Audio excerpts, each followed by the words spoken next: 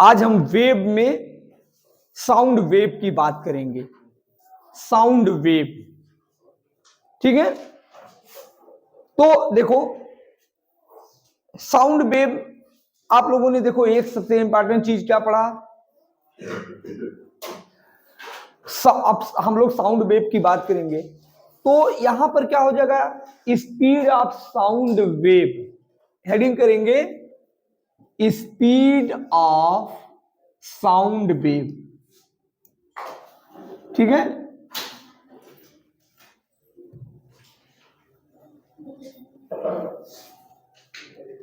Speed of sound wave,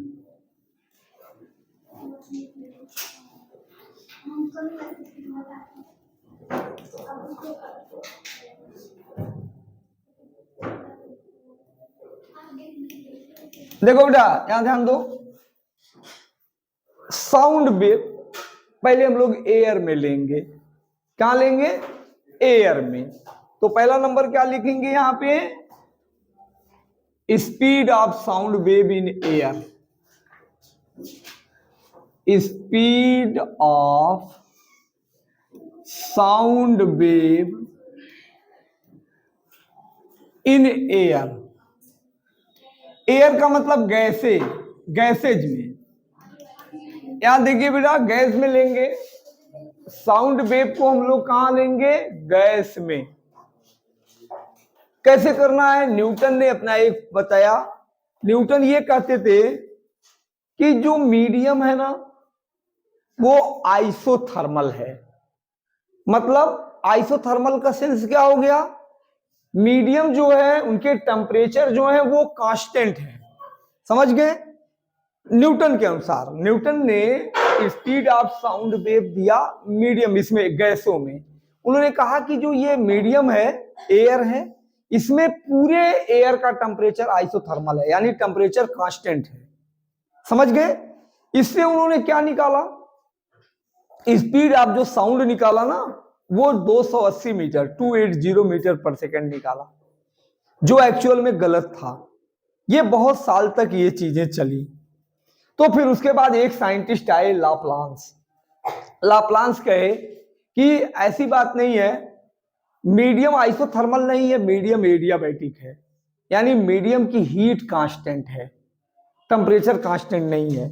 और उन्होंने accurate जो है 332 मीटर पर सेकंड निकाल दिया। तो पहले क्या कहेंगे आप? Newton formula. पहले ऐसे बोलेंगे, according to Newton, according to Newton, देखिए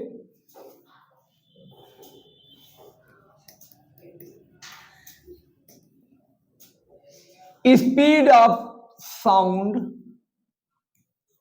speed of sound v equal to under root p by D, p by rho. उन्होंने ये बताया कि ये p बाई रो हो जाएगा। p यहां पर क्या है? Pressure of medium, pressure of medium. और रो क्या है? Density of medium. हाँ, डेंसिटी ऑफ मीडियम। समझ गए बात को? ये चीज हो गया। तो न्यूटन के अनुसार क्या था? मीडियम और आइसोथर्मल। अकॉर्डिंग टू न्यूटन कहेंगे, हाँ, according to Newton, according to Newton medium और आइसोथर्मल, मीडियम और आइसोथर्मल। ध्यान दीजिए, न्यूटन के अनुसार मीडियम कैसा था? आइसोथर्मल था। आइसोथर्मल का मतलब क्या होता है? Temperature of the system will be constant. तो क्या हो जाएगा? इसलिए टेम्परेचर क्या था? टेम्परेचर विल बी कांस्टेंट, ये कांस्टेंट था। इससे न्यूटन के फार्मूले से देखो स्पीड ऑफ साउंड क्या आई, v की जो वैल्यू आई ना बेटा, वो क्या आया? 3280 280 मीटर पर सेकेंड, ये चीज आ गई। न्यूटन के फार्मूले से साउंड की स्पीड 280 मीटर पर सेकेंड आई, जो सही नहीं था, समझ गए ना। लेकिन बहुत सालों तक ये चलता रहा, इसको कोई चैलेंज नहीं कर पाया, समझ गए ना।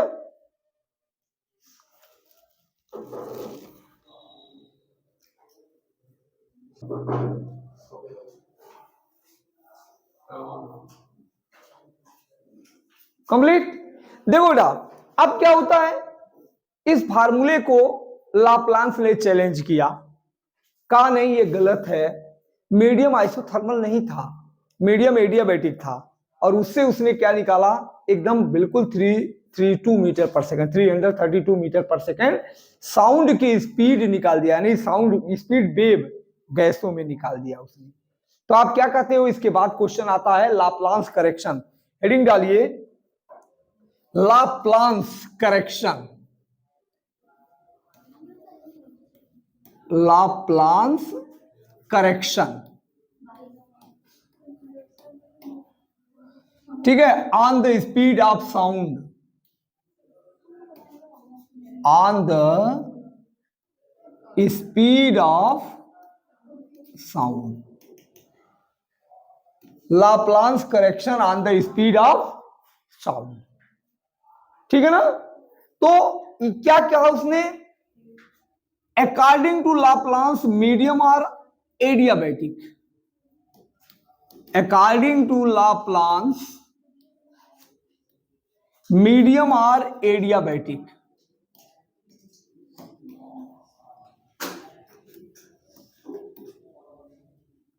ठीक है।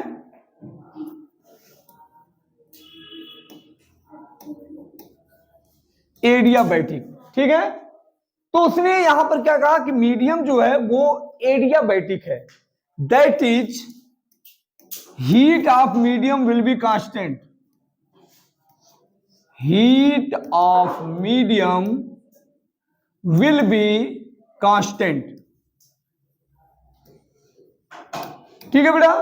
तो उससे क्या हो जाता है, उसने स्पीड ऑफ साउंड क्या निकाला, speed of sound v equal to under root gamma p by rho. ये गामा क्या है, रेशियो ऑफ स्पेसिफिक हीट,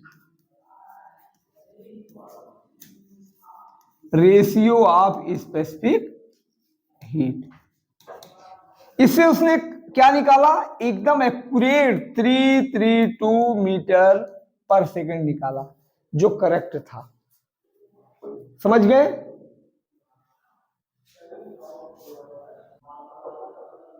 तो लाप्लांस के करेक्शन में इसमें क्या अंतर था, सिर्फ यही लाप्लांस ने क्या बताया कि न्यूटन ने बताया कि हीट का वो टेम्परेचर कांस्टेंट होता है, मीडियम आइसोथर्मल होता है, जबकि लाप्लांस कहते हैं कि नहीं, हीट कांस्टेंट होती है और मीडियम एडियाबैटिक होता है, एडियाबैटिक में हीट कांस्टेंट होती है। उससे उसने एकदम सही चीजें निकाल दिया यहाँ पे, ठीक है बेटा, इतनी बात समझ में आ रही है।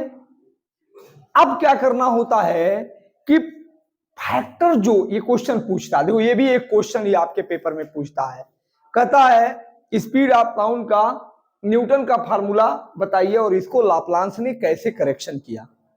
एक चीज होता है, कहता है factor affecting the speed of sound, कौन कौन से, ये भी क्वेश्चन आता है, ठीक है, कि जो है कौन कौन से ऐसे फैक्टर होते हैं जो स्पीड ऑफ साउंड को इफेक्ट कर देते हैं। इन गैस की बात हो रही है, एयर, गैस। तो पहला नंबर क्या होता है, तो कहता है कि क्या प्रेशर इफेक्ट जो है करता है, ठीक है। दूसरा, क्या टेम्परेचर इफेक्ट करता है, यानी मीडियम का प्रेशर बदल दिया जाए, मीडियम का टेम्परेचर बदल दिया जाए, ठीक है, मीडियम की ह्यूमिडिटी बदल दी जाए, नम मीडियम में, मोइस्ट मीडियम में।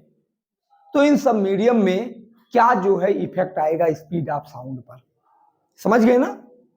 तो अब क्या कहना है, factor affecting the speed of sound in air, ये बहुत हिट क्वेश्चन होता है, लिखो, factor affecting the speed of sound in air are gas, factor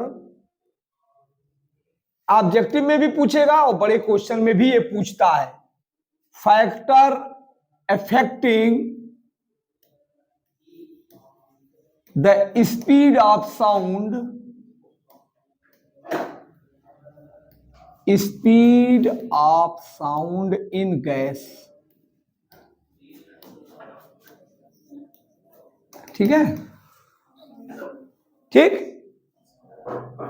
ठीक है, अफेक्टिंग ही कहते हैं उसको, इफेक्ट कहो चाहे अफेक्टिंग कहो, समझ गए। तो पहला नंबर क्या होगा बेटा, देखिए पहला क्या हो जाएगा, effect of pressure, effect of pressure. एक चीज ध्यान रखना है, अगर मीडियम का प्रेशर बदल दिया जाए तो साउंड की स्पीड पे क्या असर आएगा, घटेगा बढ़ेगा क्या होगा। तो आपको एक बात बताना यहां पर है, देखिए कहेंगे स्पीड ऑफ साउंड,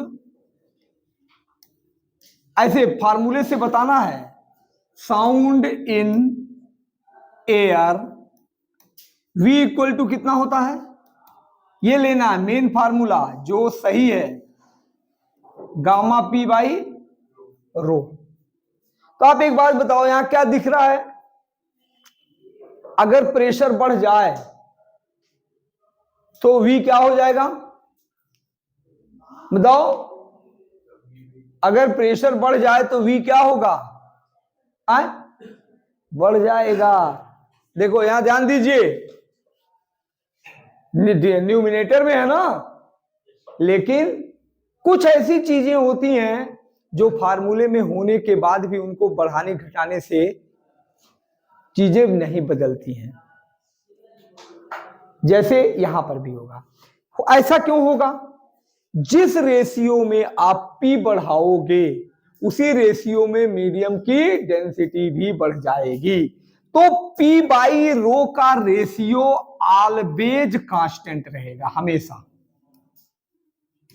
जैसे मान लो प्रेशर आपने 1 किया, अभी डेंसिटी थी 2, प्रेशर आपने 2 किया, डेंसिटी हो गई 4, प्रेशर आपने 3 किया, डेंसिटी हो गई 6, तो ऑलवेज प्रेशर कितना, P बाई रो कितना है, कांस्टेंट ही है। इसलिए बहुत लोग प्रेशर को फार्मूला देख करके बता देते हैं कि अगर प्रेशर बढ़ जाए तो स्पीड ऑफ साउंड बढ़ जाएगा, लेकिन नहीं, कहोगे जिस रेशियो में P बढ़ेगा उसी रेशियो में डेंसिटी भी मीडियम की बढ़ेगी, इससे P बाई रो का रेशियो ऑलवेज कांस्टेंट होगा, समझ गए ना। इसलिए there is no effect of pressure on the speed of sound. तो लिखोगे कैसे, यहां पे पहले ये लिखने के बाद आप यहां पर लिखोगे कि when pressure increases then speed then density of medium also increases then P by rho ratio always constant. समझ गए, पहले कैसे लिखना है, पहले ये लिखो तब बताऊं मैं। लिखो, ये फार्मूला केवल लिखिए,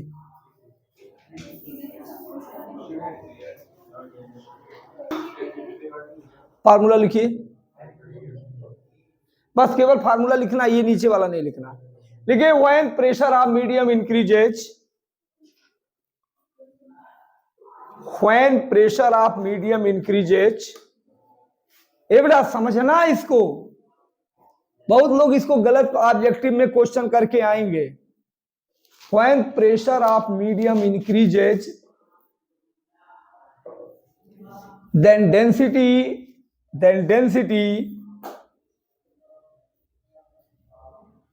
also increases, then density also increases.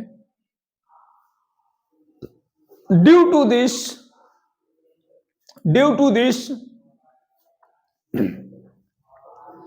P by rho ratio always constant। अब लिख सकते हो P by rho equal to constant, लिख लो P by rho equal to constant.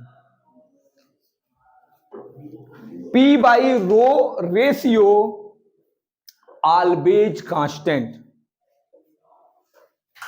Then there is no effect of pressure there is no effect of pressure on the speed of sound, on the speed of sound. ठीक है, pressure का कोई effect पड़ेगा? क्यों नहीं पड़ेगा? तो ratio always constant होगा। लेकिन बेटा जो पेपर में इससे नहीं बताएंगे ना, उनको नंबर नहीं मिलता है। और ऑब्जेक्टिव लिखना हो तो कहोगे अनचेंज्ड। समझ गए? जबकि V क्या होता है कि फार्मूले में प्रेशर होता है लेकिन नहीं चेंज होगा। मेरी बात समझ में आ गई? अब सेकेंड बेटा लिखना है इफेक्ट ऑफ टेम्परेचर। क्या लिखना है? Effect of temperature.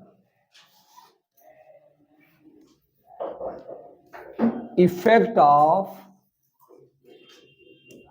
टेम्परेचर।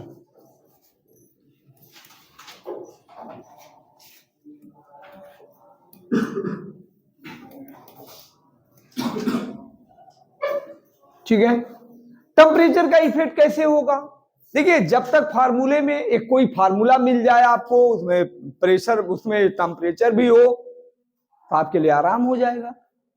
तो पहले हम लोग क्या काम करते हैं, देखो ऐसे कहते हैं स्पीड ऑफ साउंड, एयर के लिए लिया जा रहा है, गैसों के लिए speed of sound V equal to क्या होता है? Gamma p by rho. Equation number 1। अच्छा बेटा ये बताइए, गैसें हैं तो गैसों के लिए पीवी बराबर RT कहिए, केवल 1 मोल। अच्छा प्रेशर, अच्छा वॉल्यूम बराबर क्या होता है? मास अपान इक्वल टू RT होता है कि नहीं? वॉल्यूम बराबर मास अपान डेंसिटी। तो बेटा अब बताओ, यहां P by rho equal to कितना हो जाएगा? RT by M। R समझते हो क्या है? Gas constant. R यहां पर क्या है? R है यूनिवर्सल गैस कांस्टेंट। हाँ, ये है गैस कांस्टेंट। और T है temperature in kelvin, temperature in kelvin. और M क्या है? Mass of gas, molar mass, molar mass. बोलो अब बेटे क्या काम करना होगा? ये वैल्यू उठा के P बाई रो की जगह पे रख दो। Put the value from 1 into, put the value from 2 in 1। जब आप रखते हो तो V क्या आ जाएगा? स्पीड ऑफ साउंड क्या आएगा बेटा? गामा RT बाई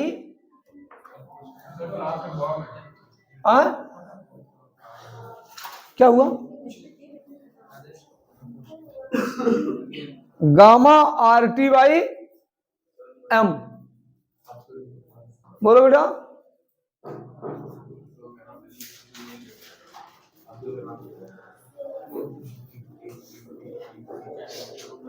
बेटा सुनो, ध्यान दो, जल्दी जल्दी। V equal to gamma RT by M। चले बढ़े आगे। तो एक बात बेटा ध्यान रखना, गामा समझते हो? Ratio of specific heat. कैसे है ना? तो अगर देखा जाए तो V क्या आ रहा है यहां पे? देखो बेटा, V क्या आ रहा है? Under root T. अगर टेम्परेचर बढ़ाओगे तो स्पीड ऑफ साउंड क्या होगा? अब क्या होगा? बढ़ेगा, आखिर बार बढ़ेगा। तो कहेंगे if temperature increases, if temperature of gas increases, then देख लो ये बेटा, सुनो, ऐसे आपको एक्सप्लेन करना पड़ेगा, वो फैक्टर पूछता है और ऑब्जेक्टिव के लिए है ये, keep temperature increases then speed of sound will be increases, क्योंकि ये डिनोमिनेटर में न्यूमिनेटर में है, then speed of sound will be increases.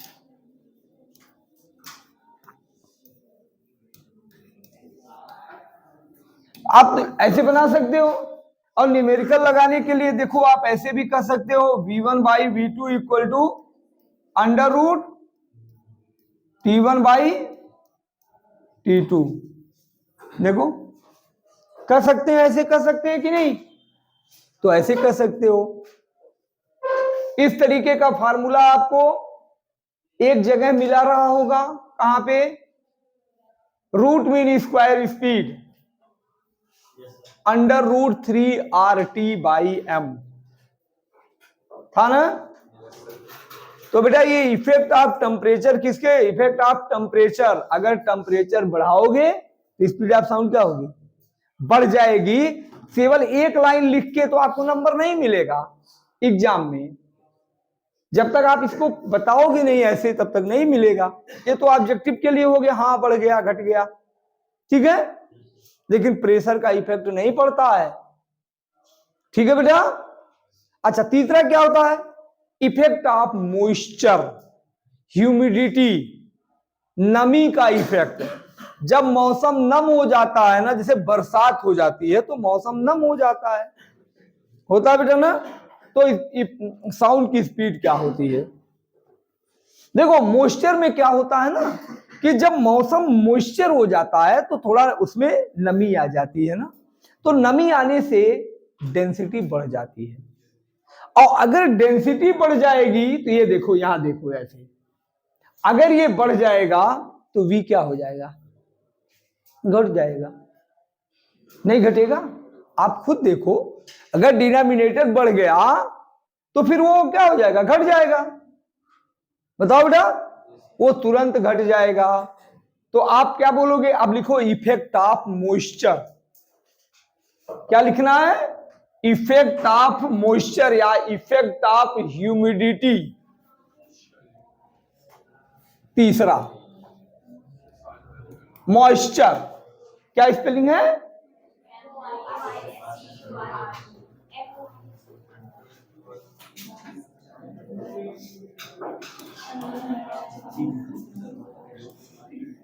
MOI,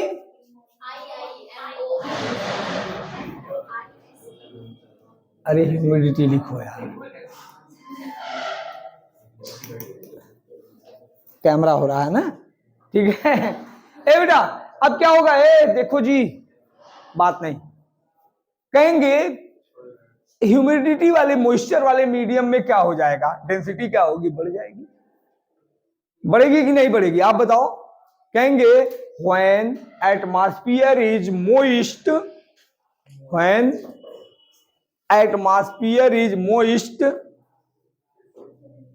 ठीक है, then density of medium, then density of medium will be increases, then density of medium will be increases, ठीक है बेटा। फला बताओ, मीडियम जब नम होता है तो डेंसिटी बढ़ जाती है, density of medium will be increases. फिर आपको थोड़ी मैथमेटिकली बताना है यहां, देन देखो ऐसे, then speed of sound inversely proportional rho, ऐसे होता है। तो अगर ये बढ़ जाएगा तो ये क्या हो जाएगा, घट जाएगा, देन कहेंगे then speed of sound will be decreases, speed of sound will be decreases.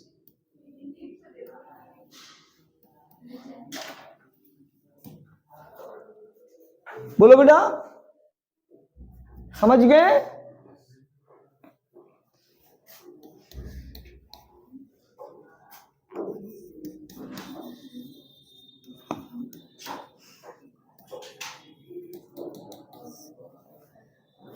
अब क्या होगा? इफेक्ट ऑफ एयर, एयर का इफेक्ट क्या होगा?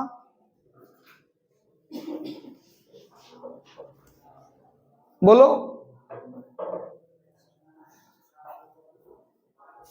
ये तो बड़ी कॉमन बात है कि अगर इफेक्ट देखो इधर, अगर speed of sound and air speed, इधर देखो, in same direction,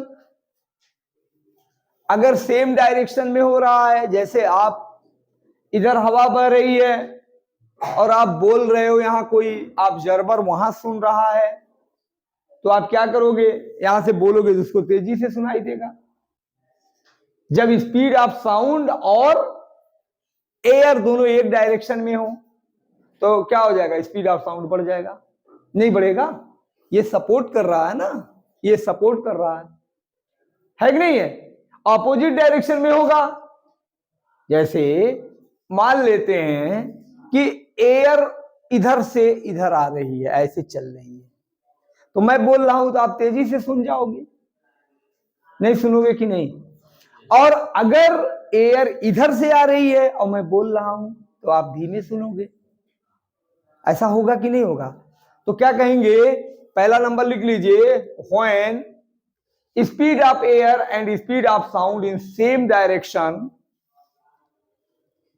when speed of air and speed of sound in same direction, when speed of air and speed of sound in same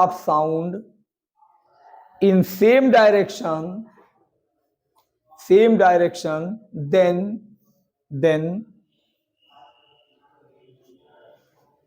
speed of sound will be increases,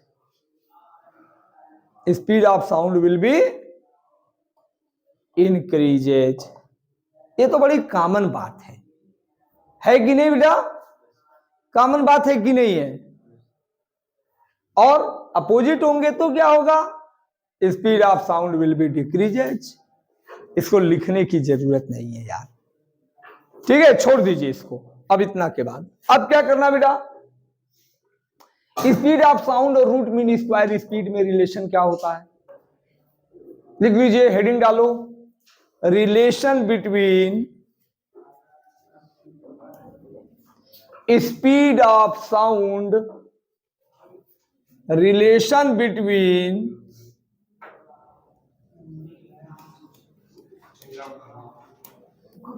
speed of sound,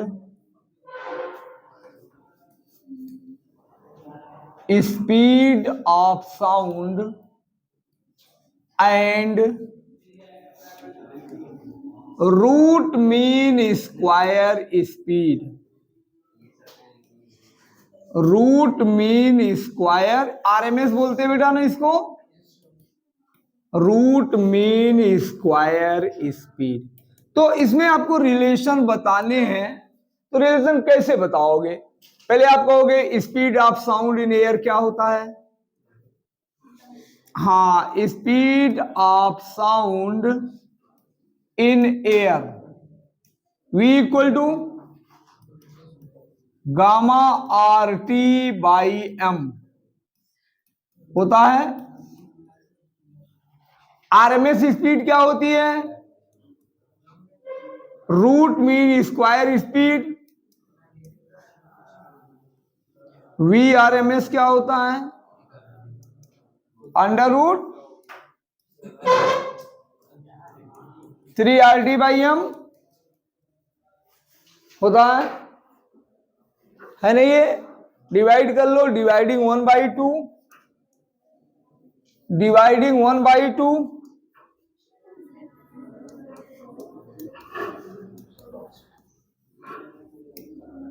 one by two. बेटा क्या करोगे divide करके इसमें? V by V R M S जब आप divide करोगे तो देखो ये चीज कट जाएगी, RT by M, under root gamma by 3 हो जाएगा। इसलिए V इक्वल टू कितना आएगा, VRMS under root gamma by, ये हो जाएगा। नोट कर लीजिए, लिखो speed of sound in liquid, है ना। बहुत तगड़ा जो है इसको हो जाता है ना। ये बेटा speed of sound in liquid में कैसे करोगे आप, देखो इधर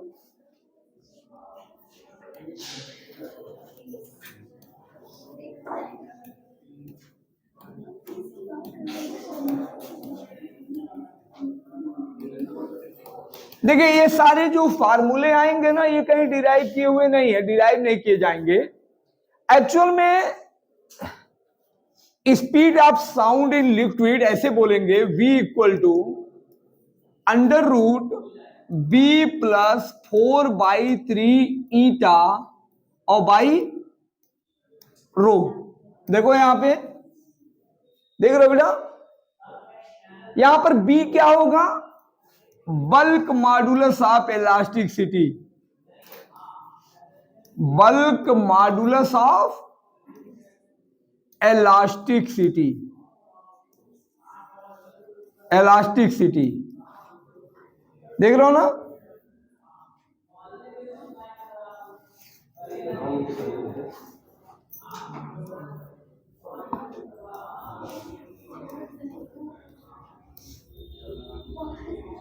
देखो बेटा सुनो ध्यान दो, और ईटा क्या है,